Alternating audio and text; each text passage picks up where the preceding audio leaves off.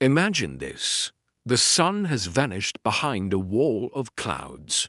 The wind bites through your jacket, and every step crunches over frozen earth. You're alone. No fire, no warmth, no easy way out. Most people would panic. Most would shiver until their body gives up. But not you. Not today. Your body is already a furnace. It burns calories, pumps blood, and generates heat without you even thinking about it. The trick isn't to create more fire tests to stop the cold from stealing what you already have. Conduction, convection, radiation. 3 invisible thieves, all waiting to drag you down to 0 degrees before dawn. You feel the bite of the wine convection. You sit on the frozen rock conduction. Your breath disappears into the void radiation. But here's the secret nobody tells you. Survival is physics dressed in improvisation. You can trick the cold, turn trash into armor, and turn the most hostile environment into a trap for the frost. Layering, insulation, reflective surfaces. These aren't hacks. They're lifelines. And the moment you realize the night is longer than your hope, your first choice matters most. Do you curl up and surrender? Or do you move, adapt, and weaponize your own heat? Because once the cold senses fear, it moves faster, hits harder, and it never forgives hesitation. You reach into your bag, your hands numb, and pull out scraps paper, leaves, foil, simple, ordinary items. But tonight, they are your shields. The first step isn't glamour, it's survival. And survival isn't waiting for luck, it's crafting it with your own 2 hands. The wind whistles, louder now, and something in the shadows moves. This is where the game changes. You hunch low, shoving leaves and crumpled paper into your jacket. Every layer you add traps your invisible armor against the cold. It's not about looking smart. It's about fooling the frost into thinking you're already untouchable. Step 1. Base layer. Moisture is death. Even a drop of sweat can turn your skin into an ice conductor. Wool, synthetic fibers, anything that keeps you dry is your first line of defense. Cotton? Forget it.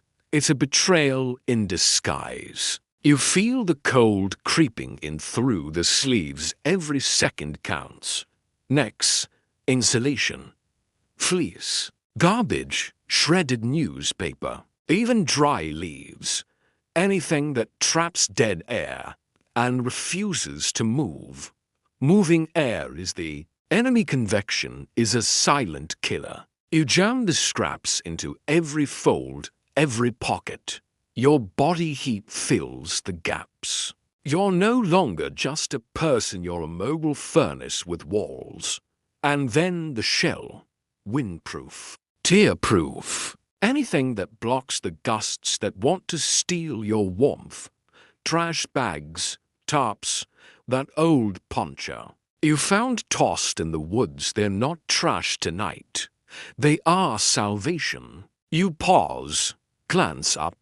The night feels endless. You think, am I really going to make it? That question is dangerous. Doubt is a crack in your armor the cold will exploit. Keep moving. Keep building. The shadows shift again. Something skitters nearby. Not a human, but the forest doesn't care. It whispers a warning. One wrong move, and hypothermia doesn't just steal warmth, it steals your mind. Now comes the mistake that kills people faster than the cold itself. They sit down, they rest, they tell themselves they'll move in a minute. That minute turns into forever. Cold doesn't attack all at once. It negotiates. It convinces your body to slow down, your thoughts to blur, your judgment to betray you. Fingers go numb first, then toes. Then the lie creeps in. You're warm enough. That's hypothermia talking. Ignore it. You need shelter. Not comfort, shelter. Look around. Fallen branches. A slope. A tree trunk leaning just enough to work. You don't need a tent. You need a heat trap. One side supported, the other buried. A skeleton of sticks, ribs stacked tight, then smothered in debris. Leaves, pine needles, grass, moss piled thick. 2 feet minimum. More if you can. This isn't a roof. It's insulation. Crawl inside. It should feel wrong. Tight. Cramped. Hard to move. Good. Empty space is wasted heat. Your body warms small spaces fast. The forest floor smells damp and alive. That smell means insulation. Life layered over life. But don't lie on the ground. Ever. The earth will drain you dry. Build a mattress from debris. Cardboard if you have it. Anything to break contact. As the wind howls outside, something changes. The cold stops winning. But the night isn't done with you yet. Shelter slows the cold. It doesn't finish the fight. Because while conduction and convection are contained, radiation is still bleeding you out. Your body is throwing heat into the darkness like a flare no one sees. And if you don't stop that loss, the night still wins. This is where reflection becomes survival. If you have a Mylar emergency blanket, this is its moment. Not draped, not loose, trapped. Layer it inside your shelter, shiny side facing you. The heat you radiate doesn't escape, it bounces back, over and over, a closed loop. You feel it within minutes. No Mylar, then improvise. Aluminum foil, a car sunshade, reflective bubble wrap, even glossy food packaging. Science doesn't care what it looks like, only what it does. But here's the detail that matters. Don't seal everything airtight. You need breath. Condensation is the enemy. Wet equals cold. Leave a vent. Small. Controlled. Survival is balance, not extremes. Now reposition your body. Knees to chest. Arms tucked in. You're reducing surface area. Minimizing loss. The fetal position isn't weakness, it's geometry. Your mind will fight you here. It will whisper that you should stretch out, relax, sleep normally. That thought is dangerous. Because once you stop managing heat, the cold resumes control. Slowly, quietly, patiently. You are still alive because you are still thinking. And thinking is the real fuel. Now comes the part nobody prepares for. Time. Cold doesn't rush. It waits. Hours pass slower than minutes ever should. Your enemy now isn't exposure, it's exhaustion. Because staying alive requires decisions. And decisions burn energy. This is where heat storage saves lives. If you have any container, bottle, a metal cup, even a thick plastic jug, fill it with warm water if you can. Not boiling, just hot. Wrap it in cloth. Press it against your core, stomach, inner thighs, armpits. These are heat highways straight to your organs. No heat source. Fine. Use yourself. Fill the container with whatever water you have and tuck it against your body. Your core warms it slowly. Once it's warm, move it to your feet. Then back to your core. You've created a human-powered heat pump. No fire, no fuel, just circulation. This matters because cold kills extremities first. Numb feet mean bad movement. Bad movement means falls. Falls mean the end. Hydration matters too. Dehydration thickens blood. Thick blood moves heat poorly. Sip. Don't chug.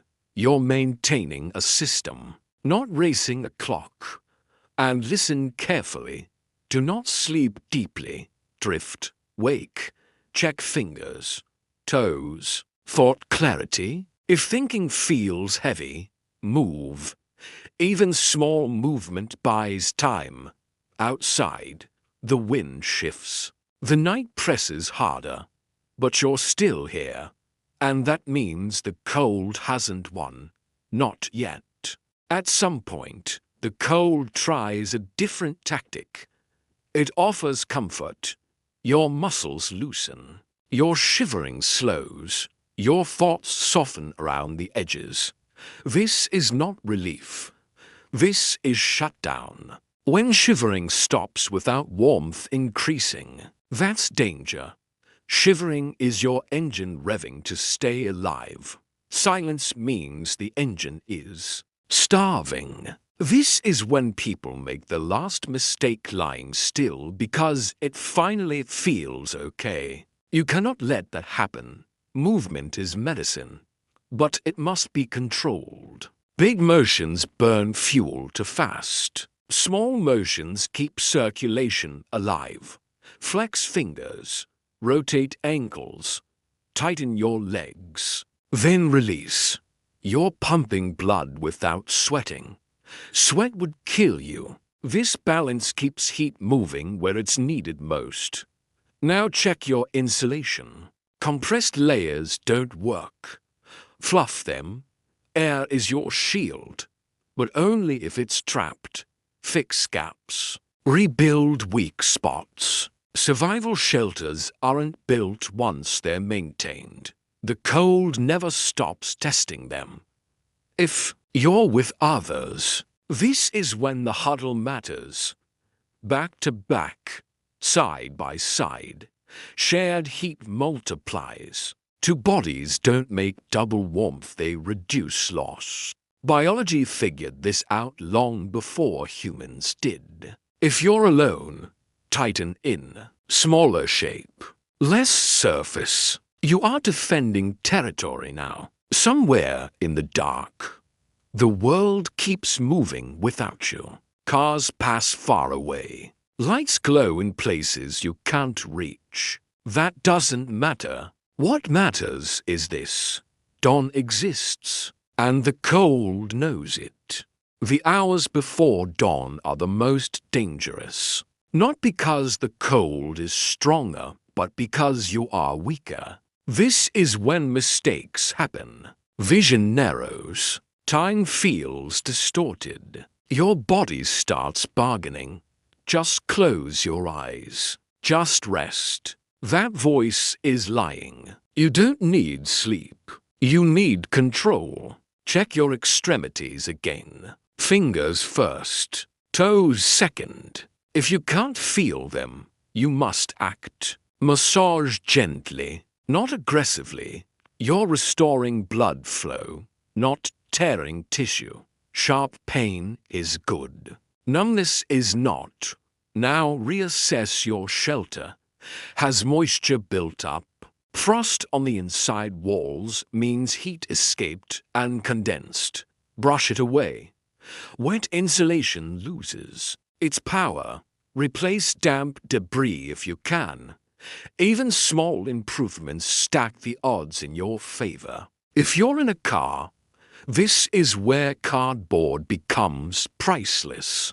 Line the windows. Block the floor. Create a smaller bubble inside the cabin. You're not heating the car, you're heating you. Shrink the space. Save the heat. Eat if you have food. Fat is best. Sugar works fast, but burns out quickly. Even a small calorie boost feeds the furnace. No food? Don't panic. Your body still has reserves. Stay efficient. Listen to the wind. It often dies down before morning. When it does, heat loss drops. That's your advantage. The sky begins to change, not light yet, just less dark. You're closer than you think. But the night has one final test left.